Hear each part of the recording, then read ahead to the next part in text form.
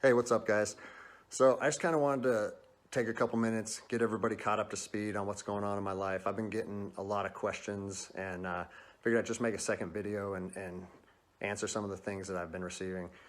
I first wanted to say I'm humbled by the response that my video got. It's been viewed millions and millions of times. People all over the country have been calling me, texting me, sending me emails, comments, and the overwhelming majority of it has been positive. And so I think that's pretty cool because my whole thought process on making that video was trying to bridge the gap between law enforcement and the public. And I've seen both sides with open arms willing to embrace that. And I think that's a step in the right direction. So that's pretty cool. One thing that I've seen come up over and over in the comments, and I've been in emails sent to me, is, are you gonna get in trouble? What happened to you? Or is there any discipline any discipline taking place? And so I figured I'd take a chance and give you a little synopsis of the last 3 days of my life after posting that video. So I posted the video on Tuesday, was it May 5th?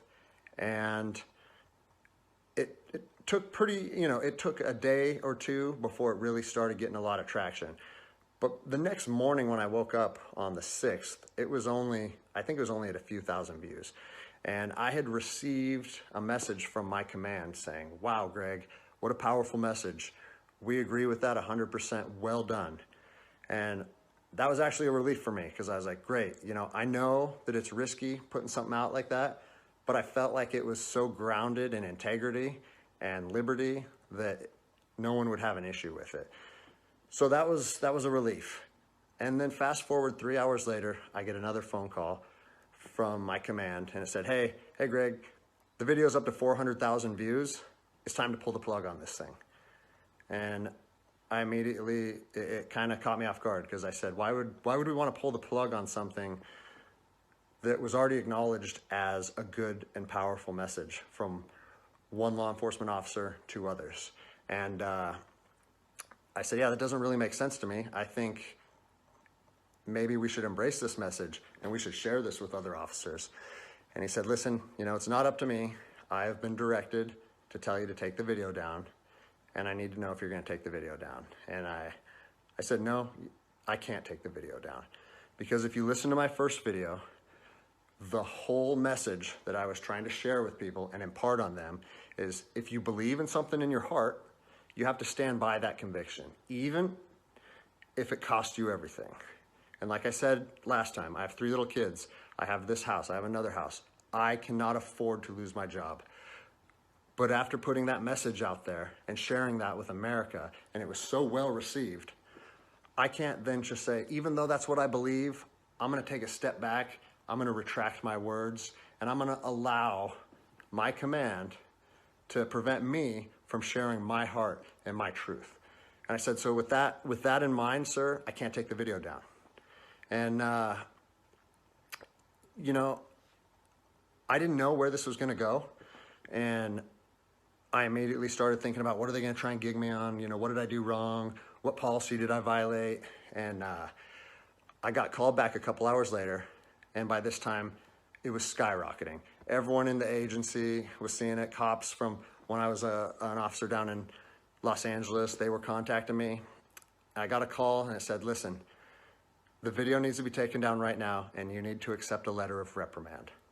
Or we're gonna take a very different approach to this if you say no again. Well, I'd already put myself on that hill, and I had to be willing to die on that hill. They said they determined the video was a violation of policy, and that if I wouldn't take it down, that allegations would be made against me, and so on and so on. And so I told them, no, I'm not gonna take it down. You do what you need to do. But the principle of it is rooted in truth, and it was a positive message that was received by millions and millions of people. If you want me to take it down, I have to respectfully refuse. And it was interesting because they kept citing different policies, like, oh, it was the social media policy, or some of your equipment may have been identifiable. And that kind of seemed like a moot point to me. And it was strange because Why was the message okay at 5 a.m. and then 3 hours later, there was a problem with it? And so I was later contacted by the chief of police. He's someone that I have great respect for. He's a good man to work for. And he's the one that shot me straight. And he said, Greg, if you openly defy your governor, you can't be a police officer in the state of Washington. And I told him, I said, you know what, I can respect that. And if I were in your office, I would shake your hand, respectfully disagree, and say, maybe I'm not meant to be a police officer in the state of Washington then. And here's my thoughts on that, okay? You have to do your research. You have to figure out what your true north is, what your truth is, and where you stand on issues. For me personally, I believe that the Constitution supersedes all other documents, all other laws.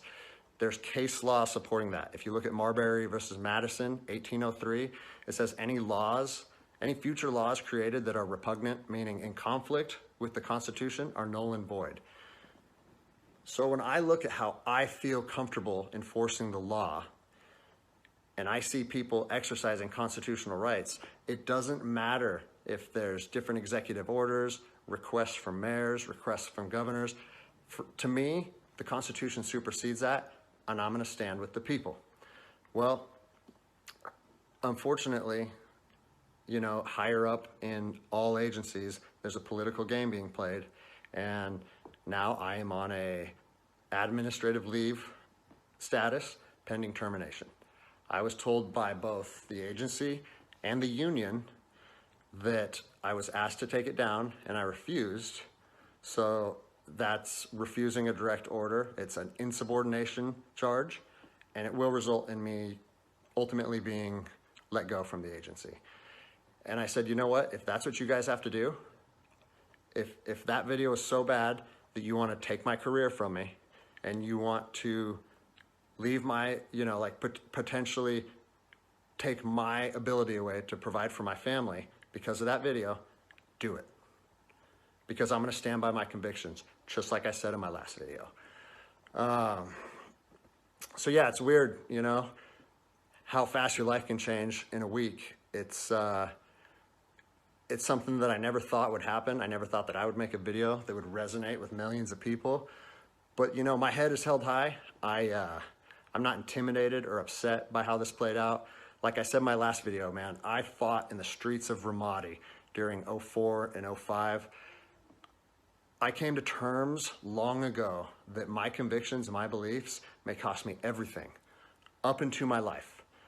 And even though it's 15 years later and I'm a police officer in Seattle, Washington, that truth still remains for me. So I don't have an option to back down or feel sorry for myself or give in and say, you know what, I got kids and I think I'm just gonna take the letter. No, if they wanna do me like this for standing up for liberty, they can do that. I'll leave you guys with this.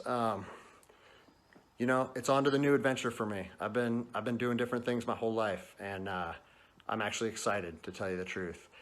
If you know of anyone accepting resumes, hit me up, because I might need it in the near future. But, you know, I've always wanted to circumnavigate the globe on a sailboat, so maybe it's time to chase that dream. Anyways, I appreciate all the support, guys. Take care.